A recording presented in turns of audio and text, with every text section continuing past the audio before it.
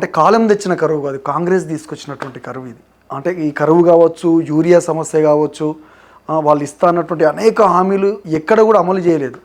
వాస్తవానికి free bus ఎవరు కూడా అడగలేదు. అడగనటువంటి ఫ్రీ బస్సును తీసుకొచ్చి గతంలో నీళ్ళ కాడ కొట్లాటలు పెట్టుకున్నటువంటి సందర్భం ఉన్నది.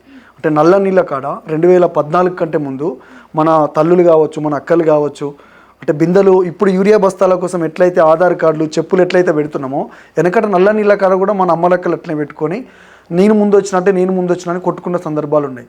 మనం అడగనటువంటి ఫ్రీ బస్సు పెట్టిండు, అమ్మలక్కలకు కొట్లాట పెట్టిండు.